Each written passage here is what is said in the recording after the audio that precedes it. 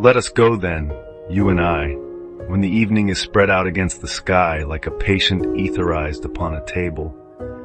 Let us go through certain half-deserted streets, the muttering retreats of restless nights in one-night cheap hotels and sawdust restaurants with oyster shells, streets that follow like a tedious argument of insidious intent to lead you to an overwhelming question. Oh, do not ask, what is it? Let us go and make our visit.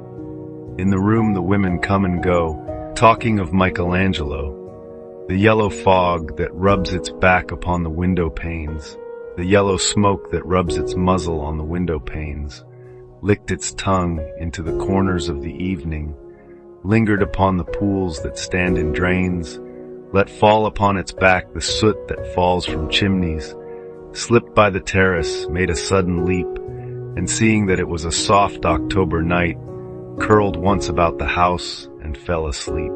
And indeed there will be time for the yellow smoke that slides along the street, rubbing its back upon the window panes. There will be time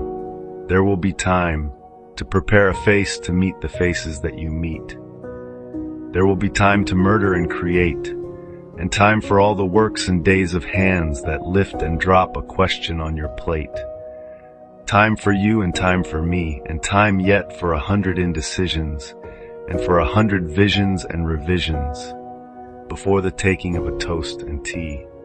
In the room the women come and go, talking of Michelangelo, and indeed there will be time to wonder, do I dare, and do I dare? Time to turn back and descend the stair, with a bald spot in the middle of my hair. They will say, how his hair is growing thin, my morning coat, my collar mounting firmly to the chin, my necktie rich and modest, but asserted by a simple pin. They will say, but how his arms and legs are thin. Do I dare disturb the universe? In a minute there is time, for decisions and revisions which a minute will reverse.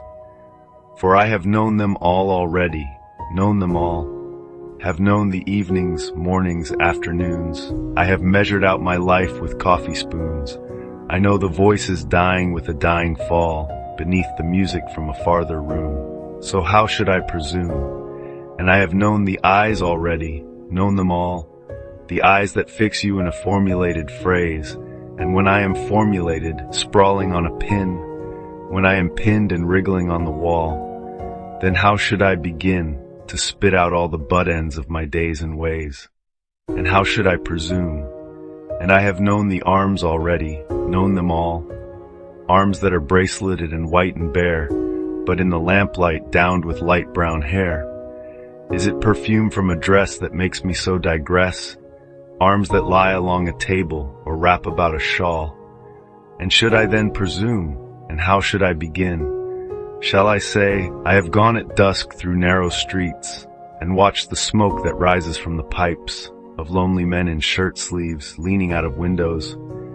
I should have been a pair of ragged claws scuttling across the floors of silent seas. And the afternoon, the evening, sleeps so peacefully, smoothed by long fingers, asleep, tired, or at Malinger's, stretched on the floor here beside you and me. Should I, after tea and cakes and ices, have the strength to force the moment to its crisis? But though I have wept and fasted, wept and prayed, though I have seen my head, grown slightly bald, brought in upon a platter, I am no prophet, and here's no great matter.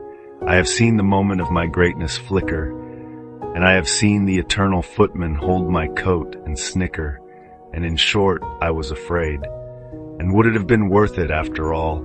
After the cups, the marmalade, the tea, among the porcelain, among some talk of you and me, would it have been worthwhile to have bitten off the matter with a smile, to have squeezed the universe into a ball, to roll it towards some overwhelming question, to say, I am Lazarus, come from the dead, come back to tell you all, I shall tell you all. If one, settling a pillow by her head, should say, that is not what I meant at all, that is not it at all. And would it have been worth it after all? Would it have been worthwhile, after the sunsets and the dooryards and the sprinkled streets, after the novels, after the teacups, after the skirts that trail along the floor, and this and so much more. It is impossible to say just what I mean, but as if a magic lantern threw the nerves in patterns on a screen, would it have been worthwhile if one, settling a pillow or throwing off a shawl and turning toward the window, should say, "That is not it at all, that is not what I meant at all. No, I am not Prince Hamlet, nor was meant to be. Am an attendant lord, one that will do, to swell a progress, start a scene or two, advise the prince, no doubt an easy tool, deferential, glad to be of use, politic, cautious and meticulous, full of high sentence but a bit obtuse, at times indeed almost ridiculous, almost at times the fool. I grow old, I shall wear the bottoms of my trousers rolled, shall I part my hair behind? Do I dare to eat a peach? I shall wear white flannel trousers and walk upon the beach. I have heard the mermaids singing, each to each. I do not think that they will sing to me. I have seen them riding seaward on the waves, combing the white hair of the waves blown back when the wind blows the water white and black.